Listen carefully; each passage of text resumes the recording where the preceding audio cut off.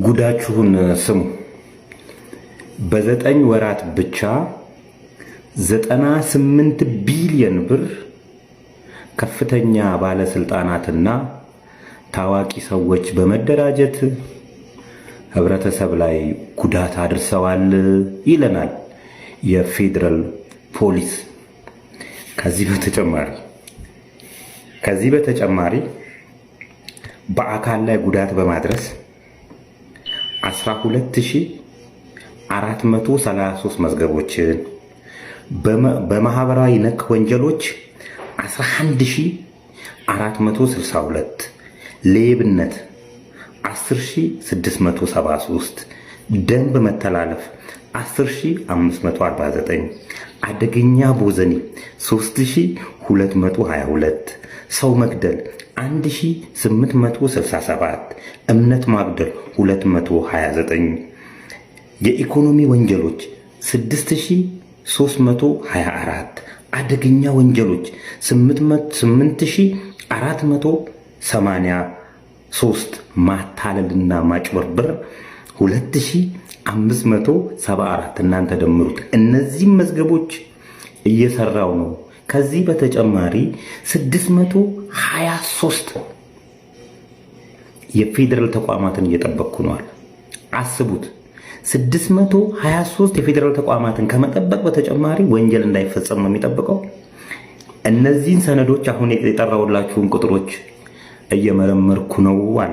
ከዚህ ውስጥ ትልቁን ቁጥር የሚይዘው አደገኛ ወንጀሎችና የኢኮኖሚ ወንጀሎች ናቸው። አደገኛውን ቁጥር የሚይዙት ይውላችሁ፣ ሀገር ጦርነት ቢኖር፣ ቸነፈር ቢኖር፣ ረሃብ ቢኖር ገጥሞንም ማያውቃል፣ አያሰጋንም። ሌባ እና ባለስልጣናት ከተደራጁ ግን ለሀገር ፍራ። በዚህ አጋጣሚ የፌደራል ፖሊስ ስራውን እየሰራ፣ እውነቴን ነው የምላችሁ፣ ኢትዮጵያ ውስጥ ብቸኛው ቢዚየስት መስሪያ ቤት ፌደራል ፖሊስ እና የሀገር መከላከያ ናቸው። በእርግጠኝነት ማወራው ይሄን። ሌላዎቹ 8 ሰዓትን መስራታቸው እንጃ። እነሱ ስራቸውን በስነ ስርዓት ቢሰሩ ኖሮ እነዚህ ሁለት ተቋማት ላይ ይሄን ያህል ጫና ባላደረ ነበር። በዚህ በተጨማሪ ምን ይላል መሰለህ ፌደራል ፖሊስ? ከዋና ኦዲተር ጋር እምብዛም ነው ግንኙነታችን። ምን ማለት ነው? ዋና ኦዲተር አደገኛ የሆኑ ወንጀሎች ከነማስረጃው አሉ። ነገር ግን ማስፈጸም አይችልም፣ መክሰስ አይችልም፣ እንትኑ ማውጣት እንጂ። ግንኙነት ከሌለው ይሄ እነዚህ ነገሮች እዛው የሼልፍ ማሞቂያ ነበሩ ማለት ነው። ስለዚህ እነዚህ ሰዎች ሁለቱ አካላት ፌደራል ፖሊስ እና ፌደራል ዋና ኦዲተር ኮላቦሬት አድርገው በጋራ ቢሰሩ ኑሮ ምን ያህል ወንጀሎች እንደሚበዙ እወቁት። በተጨማሪ ይሄ ሪፖርት የነገረን የሪፖርተር ጋዜጣ ነው። ሪፖርተር ጋዜጣ እንግዲህ የፊንቴክን ጉዳይ ሲያስተዋወቅ ከነበረ ሚዲያ አንዱ ነው። የኢኮኖሚ ወንጀሎች 6324 ነው። ስለዚህ አንተ ትቀራለህ 6325ኛ።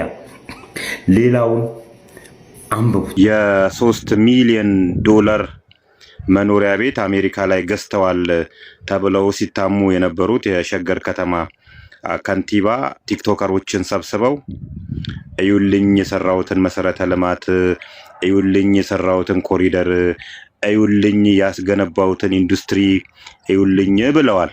እሰየው፣ የሰሩትን ማሳየት ጥሩ ነው። የሰሩትን ሰዎች እንዲያውቁሎት ክሬዲት እንዲሰጡት መደረጉ ጥሩ ነው። ነገር ግን አሁን ባለችው ኢትዮጵያ ውስጥ እንደ ሸገር ከተማ ሌብነት የተስፋፋበት ቦታ የለም። ይህንንስ ለማጥፋት ምን ያህል ቁርጠኛ ኖት? በእርሶ የስልጣን ዘመን የሰሩት ስራዎች እንዳሉ ሁሉ በኢትዮጵያ ደረጃ የሌለና ያልተለመደ የሌብነት ስፍራ ሸገር ከተማ ነው። ስለዚህ ምን ይላሉ እንሎታል። የቤተ ክርስቲያንን አዛኟ መስለው ልጇ መስለው ጉያዋ ስር ገብተው በዝብዘዋታል ብዬ ከማስባቸው ሰዎች መካከል አንዱ ይሄ ያያዘ ልደታ የሚባለው ግሩፕ ነው። እኛ ይህን ግሩፕ ነው የምንላቸው። ይሄ ግሩፕ በባህሪው ወደ ቤተ መቅደሱ ወደ አውደ ምሕረቱ ጠጋ ብሎ የሚቆሙ ነጠላቸውን አገልድመው አንድ አንገታቸውን ወደ አንድ ጉንግ ዘንበል አድርገው የሚሉ ስሪታቸው ይሄ የሃይማኖት መሰረት ነው የሚባለው፣ የእምነት መሰረት ነው፣ የክርስቶስ ገጸ ባህሪ ናቸው የሚባሉት አዛኝነት፣ ሩሩህነት፣ አብሮ መኖር፣ ፍቅር፣ ይቅርባይነት የሚባሉ ነገሮች ከስሪታቸው ውስጥ ምንም የሌለ ይልቅ የኢያጎነት ባህሪ፣ የመሰሪነት ባህሪ ጎልቶ የሚታይባቸው ሾርት ሙቪ ሰዎች፣ የድራማ ሰዎች እነሱ ናቸው እኛ ግሩፖች የምንላቸው። ይሄም የአያዘ ልደታ የሚባለው እንግዲህ ኢትዮጵያ ውስጥ የተደረጉ የቤተ ክርስቲያን ገቢ ማሰባሰቢያ ላይ ያልተሳተፈባቸው ቦታዎች ስለመኖራቸው ጠራጠራሉ። ምንድን ነው የሚያደርጉት እነዚህ ሰዎች? መጀመሪያ የቤተ ክርስቲያንን ሀብት ኦዲት የሚያደርገው ክርስቶስ ነው የምትል ፕሮፓጋንዳ እንድትነፋ ያደርጋል። ይሄ ፕሮፓጋንዳ ከተነፋ በኋላ አንዲትም ገቢ አንዲትም ወጪ ወረቀት ላይ እንዳታርፍ ያደርጓታል። ሜቢ አውደ ምሕረት ላይ ወጥተው ይሄን ያህል ሰበሰብን፣ ይሄን ያህል ገቢ አድርግን ሊሉ ይችላሉ። ነገር ግን አንዷንም በወረቀት አታገኟትም። እስቲ ሲምፕል ኤግዛምፕል መልስ እንድትመልሱልኝ የምፈልገው የቤተ ክርስቲያን ገቢ በዶላር የተሰበሰበ የቤተ ክርስቲያን ገቢ እስቲ አንዱን የት መንዝራችሁ በየትኛው ባንክ መንዝራችሁ ነው ለቤተ ክርስቲያን ገቢ ያደረጋችሁት? ብዙ ቦታዎች ላይ እንደውም በዶላር የሚሰበሰቡ የቤተ ክርስቲያን ገቢዎች አይነገሩም፣ ግዝቶች ናቸው።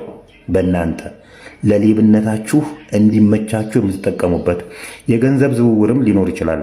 እዚህ አካባቢ የአያዘ ልደታ በባህሪው ከቤተ ክርስቲያን ላይ ገንዘብ መውሰድ አጽያት አይደለም ብሎ የሚያስብ፣ ኮሚሽን መውሰድ አጽያት አይደለም ብሎ የሚያስብ፣ ነገር ግን ይሄ ትክክለኛነቱን ለሕዝብ የማይናገር ቤተ ክርስቲያን ጉያ ስር ገብቶ ልጇ መስሎ የሚቡጦብጥ አንዱ ሰው ነው። ይሄ በቅርቡ ወደ ካናዳ ሄደ። እንግዲህ ካናዳ ከሄደ በኋላ ከቤተ ክርስቲያን ያለውን የገቢ ምንጩ ተቋረጠበት። ስለዚህ ሌላ የገቢ ምንጭ መፈለግ አለበት። አሁን ደግሞ ፖለቲከኛ ሆኖ ብቅ አለ። አዳነች አቤቤ እንደዚህ አርጋ ልጆች እንደዚህ አርጋ ህብረተሰብን አፈናቅላ ባንዳ ያምር። አንተ ትክክለኛ ሰው ብትሆን ኖሮ ለቤተ ክርስቲያን ነበር መንቆርቆር የነበረብ።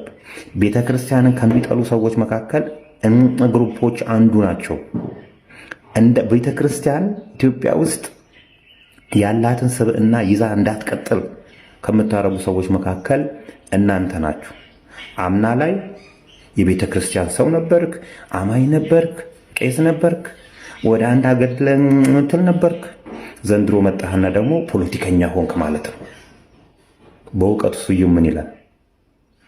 አምና በዚህ ሰዓት አድማ በታኝ፣ ዘንድሮ መጣና የኳስ ተንታኝ